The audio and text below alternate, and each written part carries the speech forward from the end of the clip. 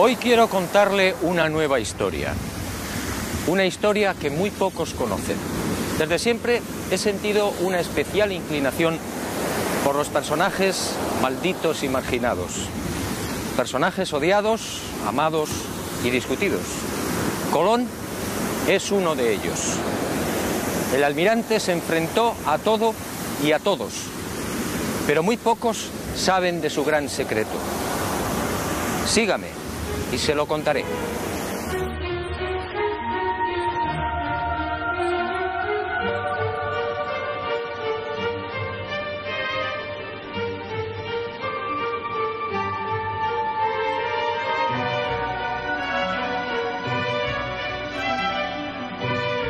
Como decía, siempre me intrigó la tozudez del almirante.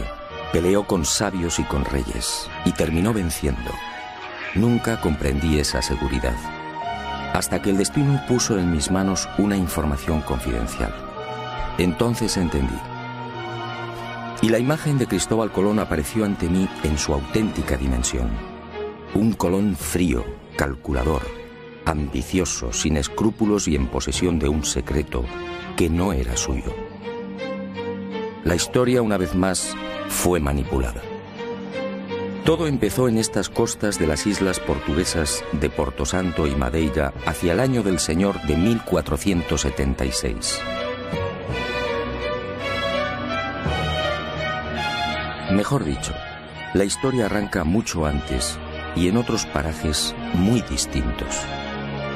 500 años antes, hacia el 990, los vikingos ya habían mantenido un tráfico regular entre Groenlandia y las costas del norte de América. Los relatos de los audaces normandos se propagaron rápidamente, y de Noruega, patria de los vikingos, saltaron a toda Europa, siendo consignados en el 1070 por el sabio alemán Adam von Bremen. Aquel descubrimiento, según los expertos, se debió a la precipitada fuga de Erik el Rojo. Tras una sangrienta venganza, los islandeses desterraron a Erik por 3 años.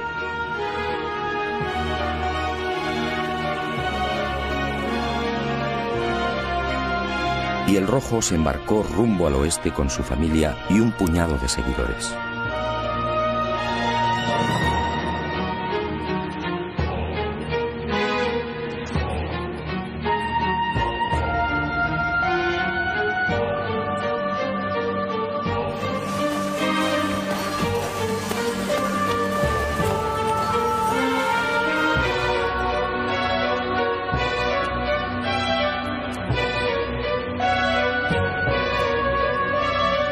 Así fue muy probablemente como llegaron a Groenlandia, y de allí a las costas de Massachusetts, entre Boston y Nueva York. En 1311 otro audaz pueblo, el Mandinga, ubicado en las costas del África Occidental, se aventuró igualmente en el océano, y el rey Abubakari II, al frente de 2000 piraguas, tocó tierras americanas. La expedición descubriría Recife, en Brasil, pero nunca regresaron.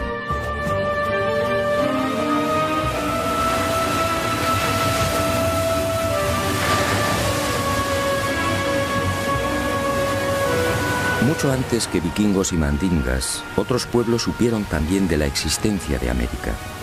Fenicios, griegos, romanos, bereberes y árabes, entre otros, tocaron al parecer las costas orientales americanas. Colón, en efecto, fue el último.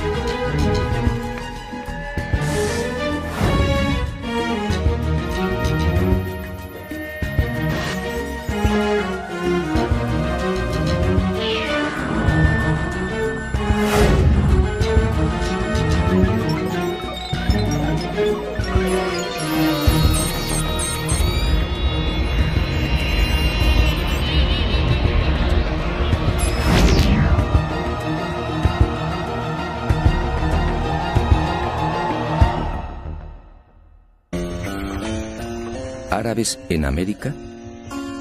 A principios del siglo XVI, Fernández de Oviedo, gobernador de la Castilla del Oro, escribe sobre algo realmente insólito. Oviedo afirma que los naturales llamaban Kebi al cacique. Kebi en árabe significa grande. Y asegura también que aquellas gentes rezaban en mezquitas. Así consta en sus crónicas. ¿Cómo entender esta presencia árabe en América antes de 1492? ¿Y cómo entender el escrito entregado por el Papa Inocencio VIII a Martín Alonso Pinzón antes del descubrimiento?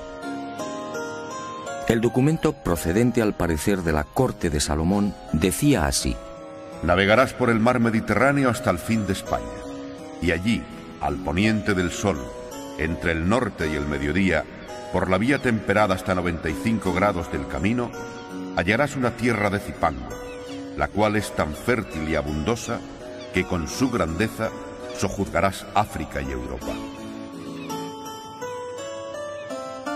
Aunque el origen salomónico del documento resulta más que dudoso, Europa no existía como tal en el 900 a.C., la verdad es que si la historia fue cierta, Alonso Pinzón habría recibido antes de embarcarse con el almirante una información secreta que apuntaba directamente a México. Como es sabido, este país se encuentra a 95 grados del Guadalquivir.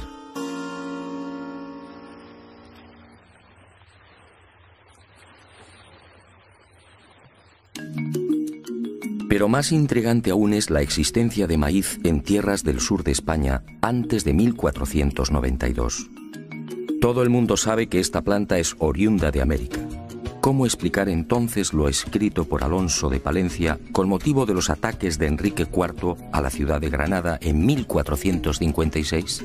Según Palencia, el rey preparó la conquista de la ciudad morisca, quemándoles en verano las mieses y en otoño las cosechas de mijo y maíz.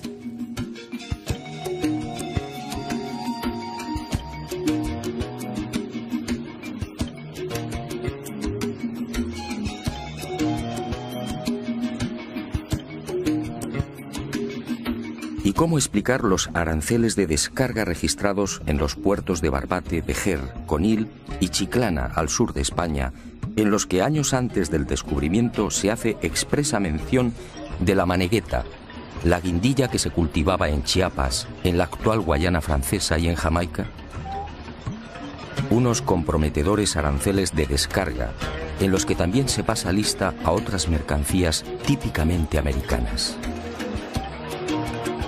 Aranceles, insisto, redactados antes de 1492.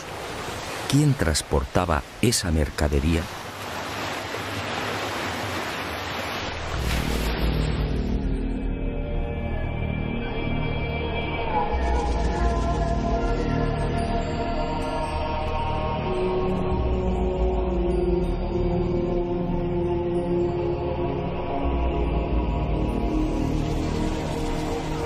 Es probable que el joven Cristóbal Colón llegase a tierras portuguesas hacia 1476, cuando contaba unos 25 años de edad. Procedía de una familia humilde. No poseía otra ilustración que las primeras letras. Fue a raíz de su estancia en Portugal cuando empezó a leer y a cultivarse.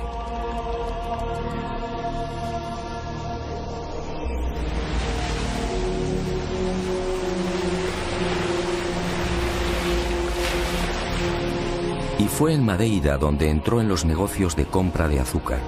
En 1477 se casa con Felipa Móniz, instalándose en la isla de Porto Santo, muy próxima a Madeira.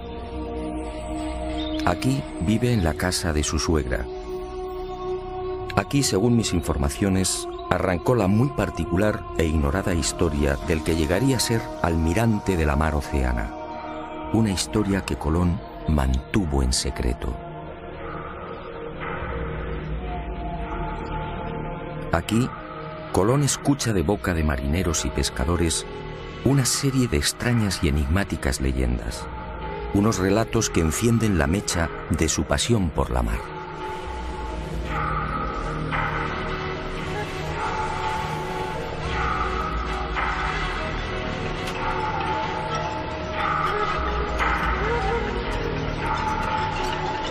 Las gentes de las Azores le contaron cómo los vientos de poniente arrojaban con frecuencia a las playas restos de árboles desconocidos en aquellas islas.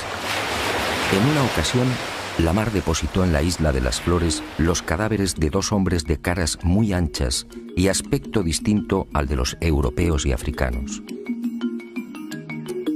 En esas fechas, hacia 1477, en un viaje de negocios a la ciudad irlandesa de Galway, el propio Colón fue testigo de la presencia de un hombre y una mujer que habían llegado por mar y que en nada se parecían a los europeos. El genovés los tomó por chinos o hindúes, arribados a Irlanda por el occidente.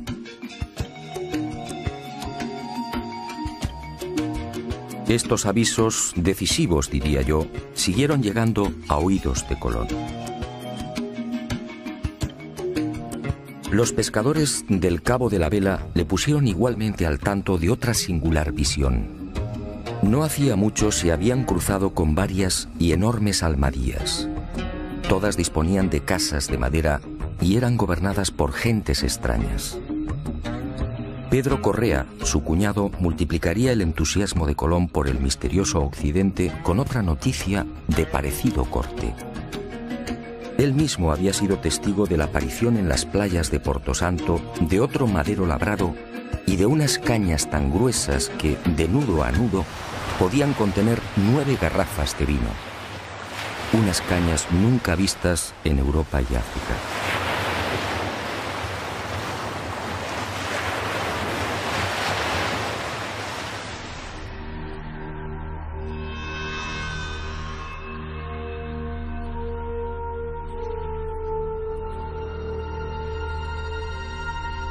Paso a paso, Cristóbal Colón se vio envuelto en la apasionante idea de navegar hacia aquel horizonte por el que se ponía el sol.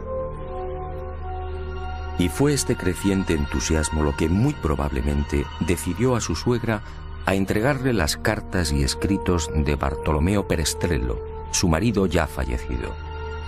Nada se sabe con certeza de estos papeles del que fuera navegante italiano y gobernador de Porto Santo.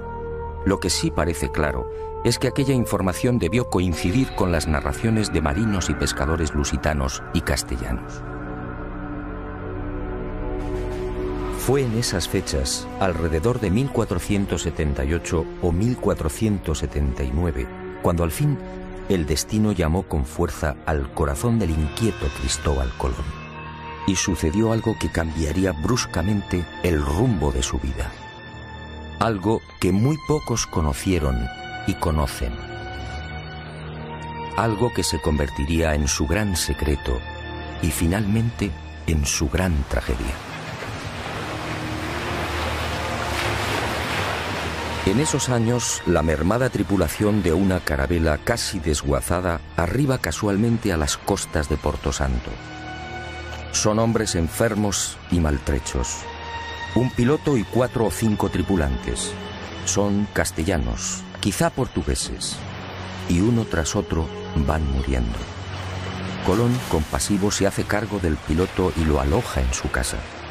Y así, el increíble destino pone en sus manos una historia fascinante que cierra el círculo. Quizá por agradecimiento, quizá porque sabe que la muerte le ronda, este piloto anónimo termina por narrar a Colón los detalles de su peripecia. Navegando desde las costas africanas, probablemente en la región del Golfo de Guinea, la carabela que transporta madera y alimentos se ve sorprendida por una furiosa tormenta. Y los poderosos vientos alisios la desvían de su inicial derrota, presumiblemente hacia la península ibérica o Inglaterra. Finalmente, la tripulación escapa del temporal y descubre con asombro que se encuentra en mitad de unas islas completamente desconocidas. Ellos no lo saben, pero los vientos los han empujado hasta el Caribe. Y durante 1 o 2 años, 1476 y 1477, estos hombres blancos navegan de isla en isla. Son bien acogidos por los naturales, se mezclan y conviven con ellos, llegan a construir un pequeño fortín, descubren oro, y el piloto va tomando notas de cuanto ve. registra perfiles, ensenadas y montes, calcula leguas y distancias, reseña marcas y referencias, hasta que un día aquel paraíso se convierte en un infierno. La tripulación, carente de defensas, contrae una dolencia tan peligrosa como desconocida. Ellos no pueden saberlo, pero las bellezas taínas les han contagiado la espirochaeta pálida, la temible sífilis. El mal alcanza su fase secundaria y los hombres blancos ven con impotencia cómo sus cuerpos se cubren de pústulas, y la fiebre y los dolores terminan postrándolos. Al ver cómo sus compañeros van muriendo inexorablemente, el piloto anónimo decide regresar. Y allí, cosas del destino, está Cristóbal Colón.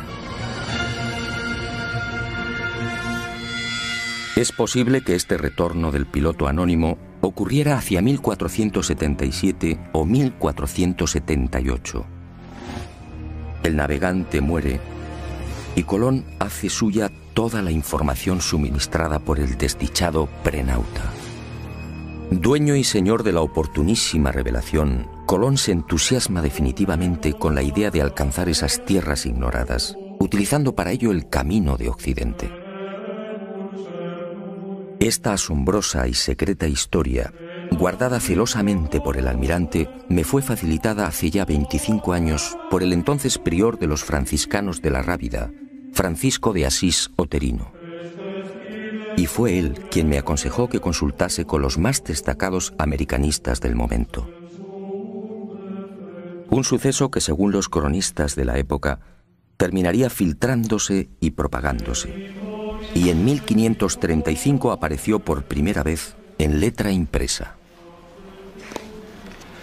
Todo cuanto me reveló el prior de los franciscanos se vio ratificado con creces.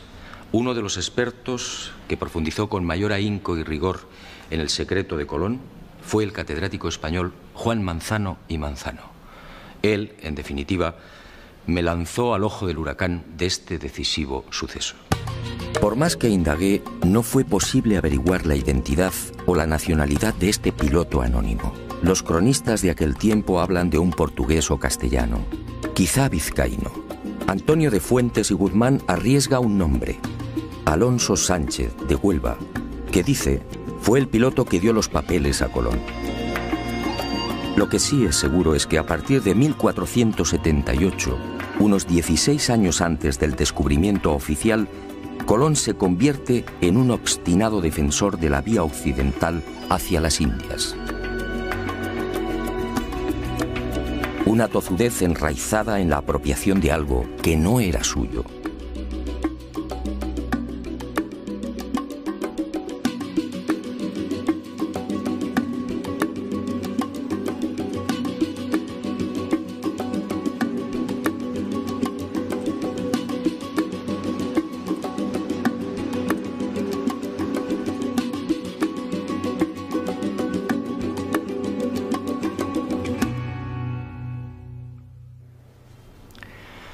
A partir de esa información privilegiada, Colón se convierte en otro hombre.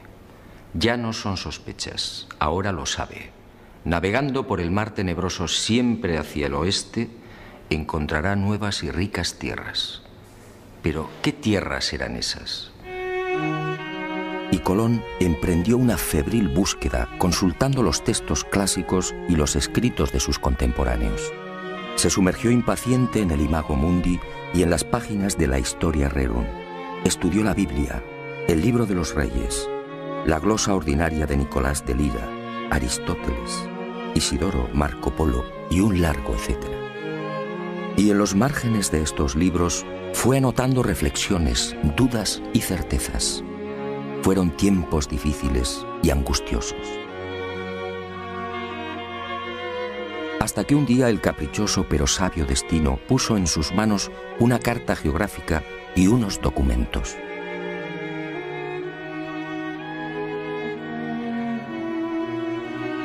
Eran obra del célebre físico, matemático y astrónomo Paolo Pozzo Toscanelli. El 24 de junio de 1474, 2 años antes de la llegada de Colón a Portugal, el canónigo lisboeta Fernão Martins recibía una carta desde Florencia. Era una misiva de su amigo Toscanelli. Meses atrás, durante la estancia de Martins en Italia, el canónigo tuvo oportunidad de cambiar impresiones con el sabio florentino sobre las navegaciones de sus compatriotas, los portugueses, por las costas africanas. Los lusitanos llevaban tiempo intentando alcanzar las regiones orientales de las Indias, donde al parecer se hallaban las famosas islas de la especiería. Y Toscanelli le anunció algo insólito. A las Indias se podía llegar por un rumbo distinto al que pretendían los portugueses. Bastaba cruzar el mar tenebroso, siempre hacia el oeste. Martins quedó impresionado. Expuso las revolucionarias ideas de Toscanelli al rey de Portugal y sin demora Alfonso V solicitó más detalles. Y ese 24 de junio de 1474 llegaba a Lisboa la mencionada carta de navegación y los documentos de Toscanelli, en los que aseguraba que navegando derecho por poniente está pintado el comienzo de las Indias. Unos reinos opulentos llamados Catai y Mangui, señoreados por un poderosísimo monarca llamado Gran Khan.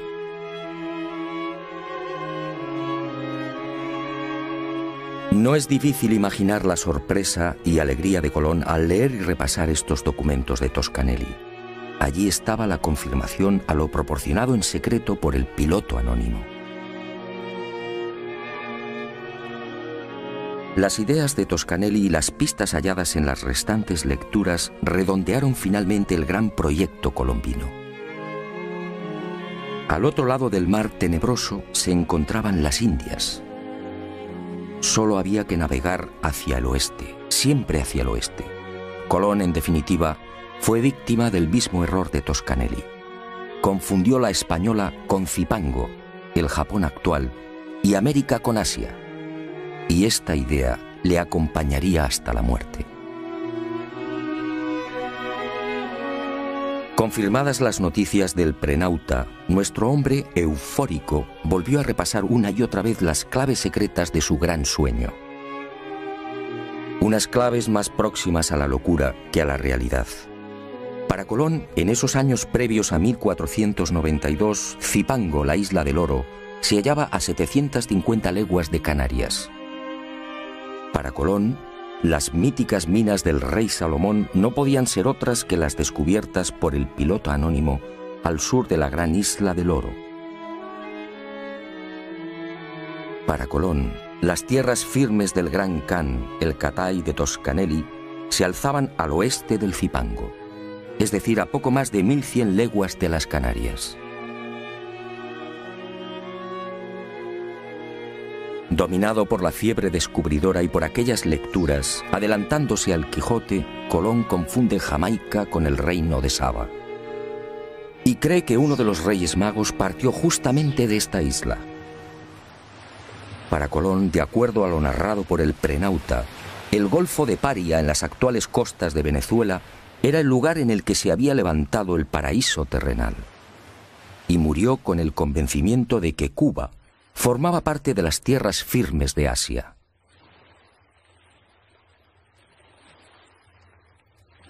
Y con el ambicioso proyecto descubridor perfectamente armado, Colón pasó a la acción.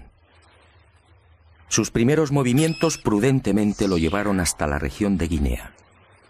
Pudo ser en 1482 o 1483.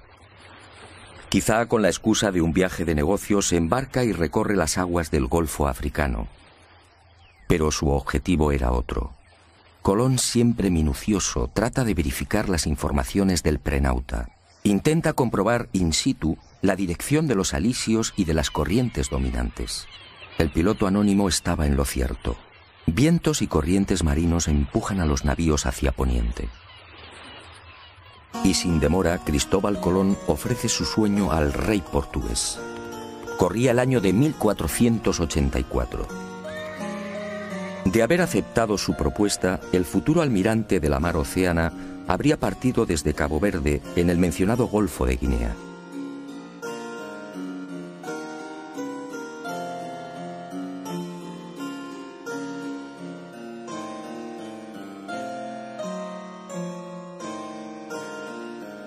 Pero Juan II lo despacha con cajas destempladas.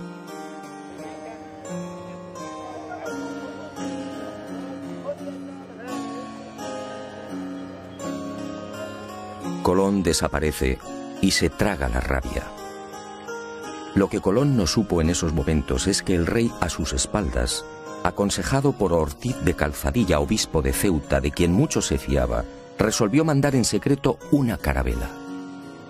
Así lo cuenta Hernando, hijo de Cristóbal Colón.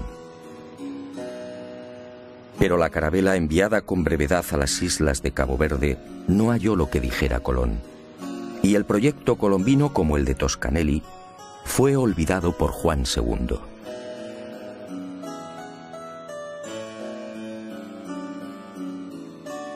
Y el destino siguió tejiendo y destejiendo. Colón supo de la turbia maniobra del rey portugués, y a esta decepción se sumó la muerte de su mujer y la pésima marcha de los negocios. Colón entonces tomó la decisión de abandonar Portugal. Corría la primavera de 1485 y decidió probar fortuna en la corte de la vecina Castilla. Pero antes, apremiado por la escasa bolsa, viajó a Huelva, encomendando a su joven hijo, Diego, a los cuidados de Violante Móniz, su cuñada. Y el destino atento le obligó a pasar por el monasterio franciscano de la Rábida. Allí, Colón recibiría una bocanada de oxígeno.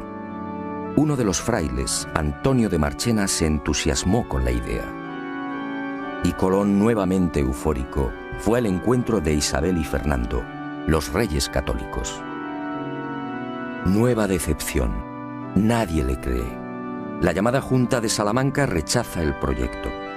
El testimonio del doctor Rodrigo Maldonado de Talavera, miembro de esta junta de sabios y expertos, resume el sentir general. Este testigo, con el prior de Prado y con otros sabios y letrados y marineros, platicaron con el dicho almirante sobre su ida a las dichas islas, y todos ellos concordaban que era imposible ser verdad lo que el dicho almirante decía.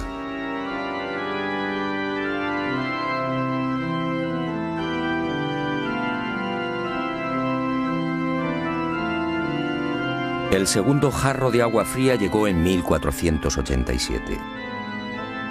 Y cuentan las crónicas que el futuro almirante no se rindió. Aquella vieja tozudez lo mantuvo alerta y firme. Pero las cosas no mejoraron. Y cuando todo parecía perdido, cuando el genovés pensaba ya en trasladar su proyecto al rey de Francia, algo cambió. Y estoy de acuerdo con la hipótesis de Juan Manzano y Manzano. Colón, forzado por las adversas circunstancias, no tuvo más remedio que desvelar parte de su secreto.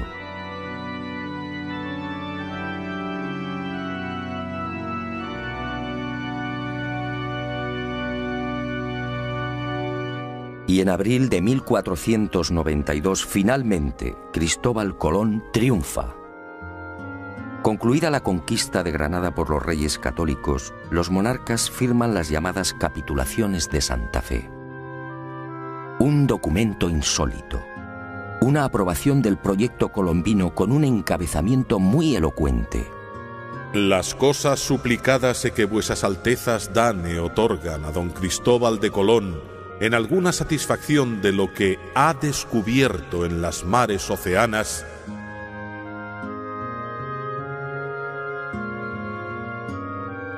¿de lo que ha descubierto?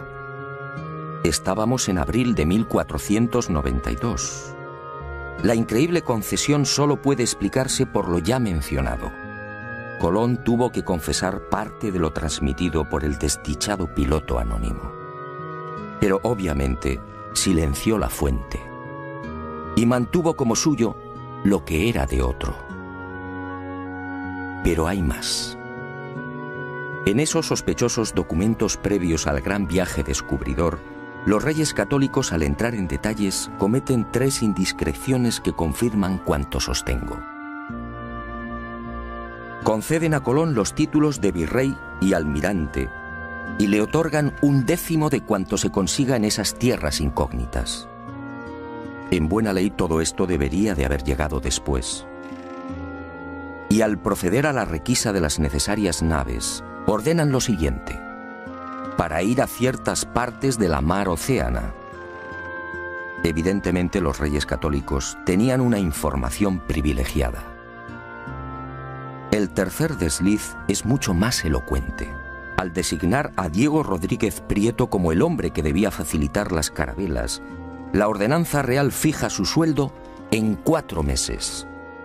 Y me pregunto, ¿cómo sabían los reyes católicos la duración del viaje en aquel abril de 1492? Resulta muy sospechoso que solo se equivocaran en 2 semanas. Y llegó el gran viaje. Y con él, y con las siguientes singladuras, Cristóbal Colón terminaría descubriendo sus cartas. Unas cartas marcadas.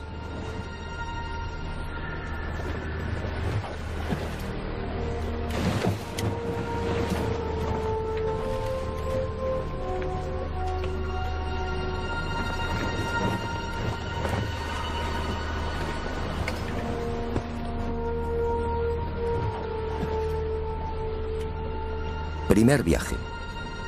Fiel a lo consignado por el prenauta, Colón, en lugar de navegar directamente hacia Occidente, siguiendo los paralelos de España, alarga la ruta y pone proa al sur. Desciende hasta Hierro, en las Canarias, situándose entre los paralelos 27 y 28. Modifica las velas de la Pinta, cambia el aparejo latino por el redondo, más útil para beneficiarse de los vientos de popa. Y fiel a esas instrucciones del prenauta, antes de partir de las Canarias, avisa a los capitanes de las otras naves sobre el peligro de un rosario de islas y roqueos ubicados a 700 leguas de Hierro. No es difícil imaginar las caras de los pinzones ante semejante advertencia. Pero el secreto del piloto anónimo no se vio libre de algunos graves errores. El informante de Colón se equivocó al situar la gran isla del Oro. El almirante, al seguir el paralelo 27, dejó esa isla, Zipango, mucho más al sur. Por eso, en este primer viaje, no encuentra el peligroso laberinto de Arrecife, lo que Colón llamaba la entrada a las Indias. Y el 9 de octubre de 1492, la marinería se revela por segunda vez. Y tiene razón. Los hombres se sienten engañados. La cuenta real del almirante en esa fecha suma 1000 leguas. Él había prometido arribar a los arrecifes mucho antes. Y aseguró igualmente que Zipango se hallaba a 750 leguas del punto de partida. La situación en la Santa María, la nave capitana, se hace tan violenta que Colón reúne a los hermanos Pinzón y se ve obligado por segunda vez a desvelar parte de su secreto.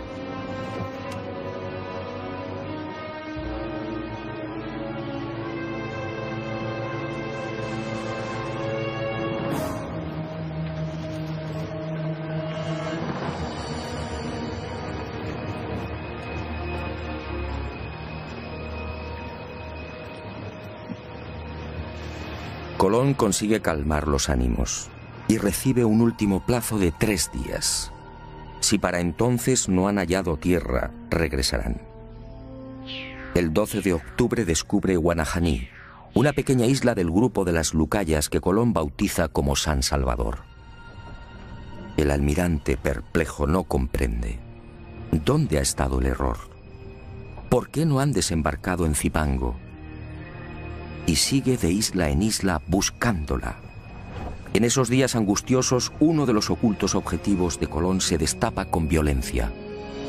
Al almirante solo le interesa el oro.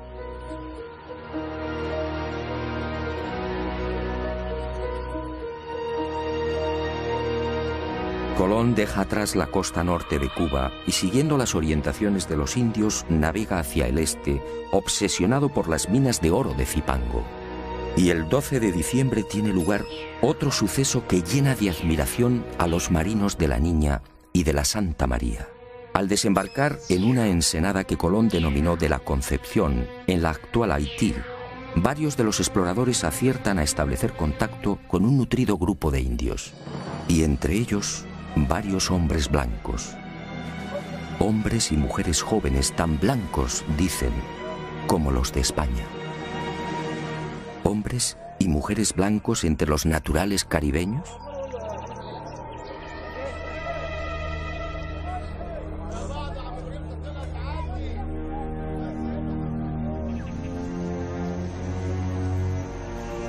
Los conquistadores quedaron asombrados, sí, pero no Colón. Él sabía por el piloto anónimo que la tripulación de aquella carabela había permanecido 1 o 2 años con los indios de la región. Y sabía igualmente que los predescubridores se mezclaron con las indias. Esta, sencillamente, era la explicación de la insólita presencia de hombres y mujeres blancos.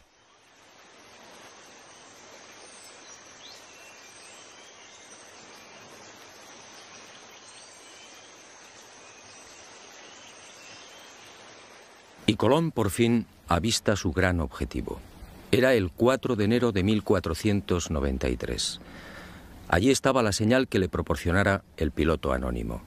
Un cerro inconfundible, con un perfil muy particular y prácticamente asomado a la mar. Montecristi.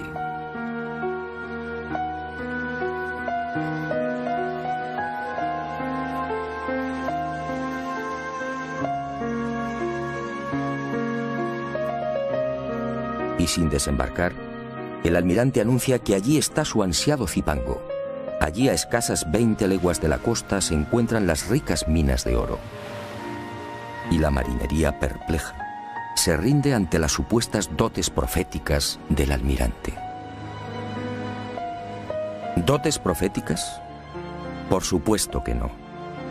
Y en marzo de 1494, en el segundo viaje, al descender a tierra y explorar el valle del Cibao, Colón vuelve a cubrirse de gloria ante sus atónitos hombres.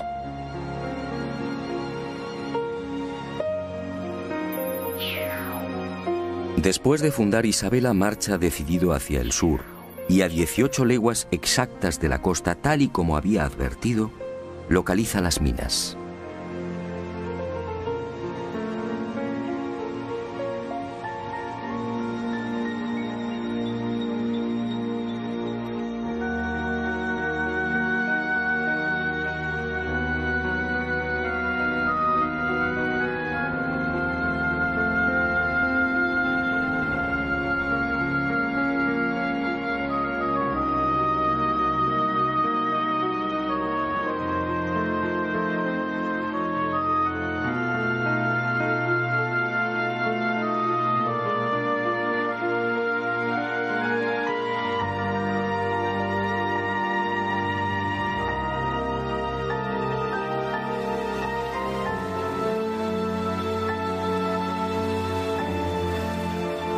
Tal y como le anunciara el prenauta, aquí mismo, los expedicionarios encuentran un nido de paja con 3 balas de lombarda. Otra de las señales clave. La viva y aplastante demostración del paso del piloto anónimo por la Española. Por supuesto, nadie se explica cómo han llegado las balas de piedra hasta el corazón del Zipango. Y Colón, satisfecho, guarda silencio.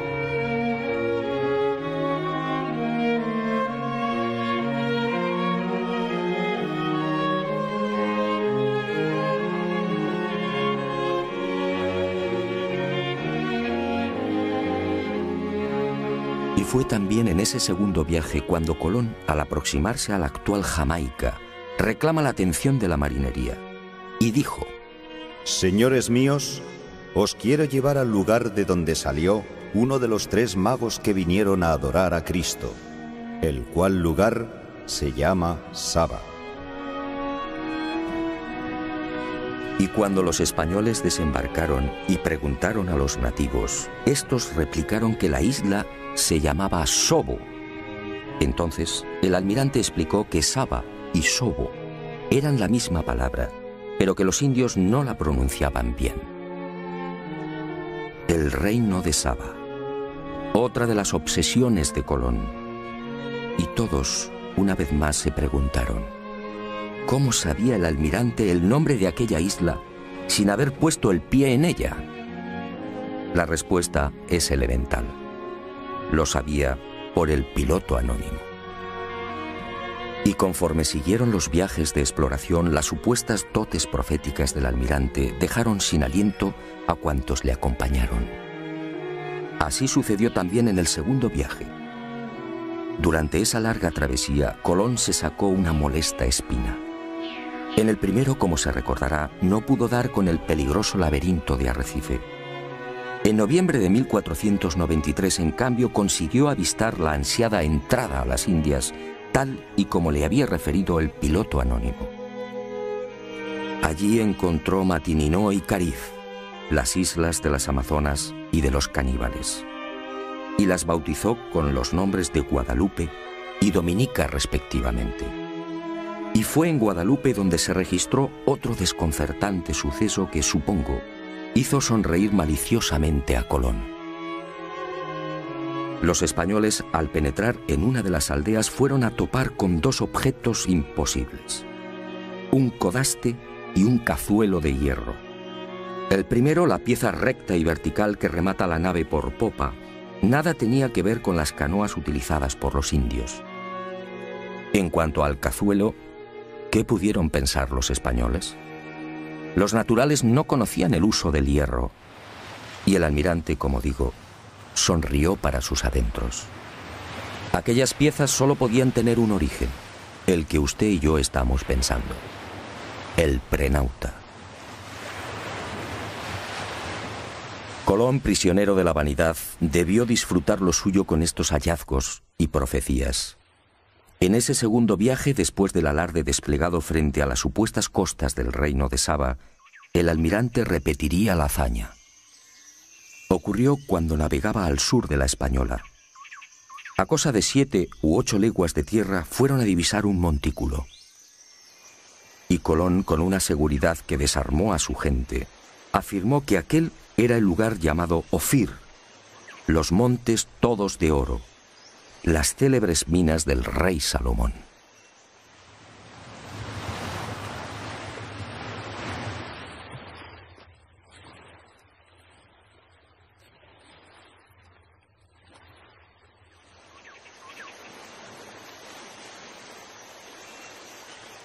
Después, las imaginarias minas del rey Salomón serían explotadas por los conquistadores, y el lugar fue bautizado como San Cristóbal.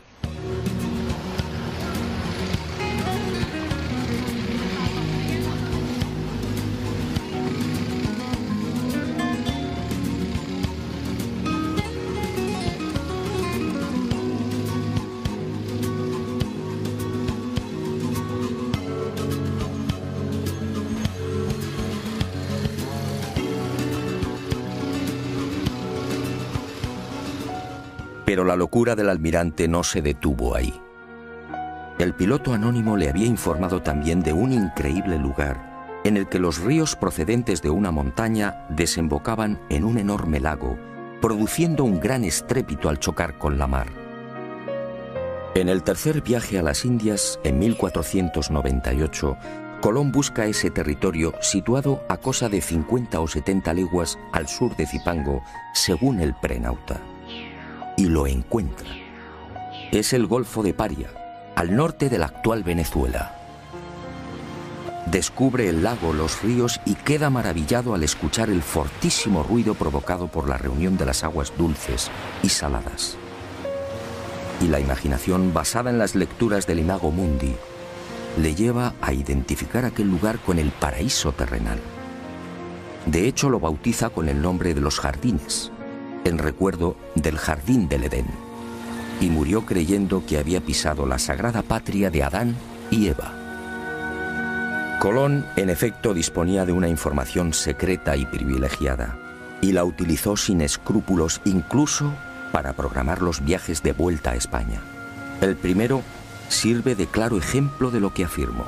Aquel 16 de enero de 1493, cuando toma la decisión de retornar, pone rumbo nordeste, cuarta al este.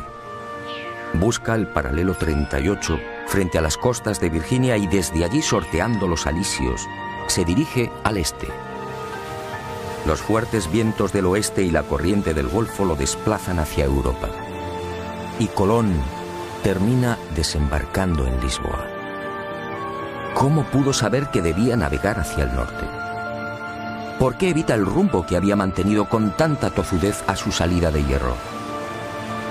Colón no conocía la zona. Nada sabía de la corriente del Golfo. Y sin embargo, acertó.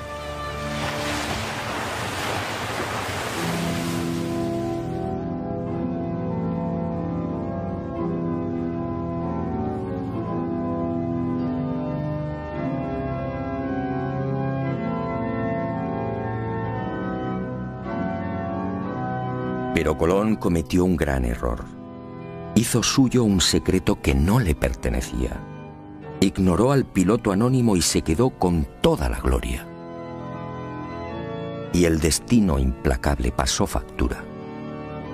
En la primavera de 1499 el virrey almirante es encadenado y devuelto a la corte de Castilla. Y sus privilegios desaparecen. Poco después, el 20 de mayo de 1506, muere en Valladolid.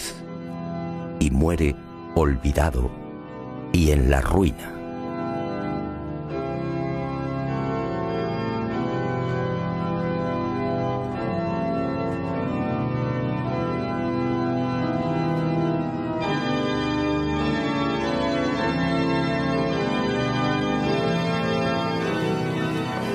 Ni siquiera sus restos descansan en paz.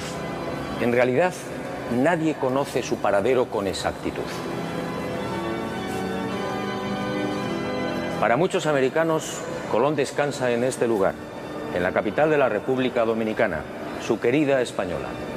Como reza el viejo adagio, no hay plazo que no se cumpla, ni deuda que no se pague.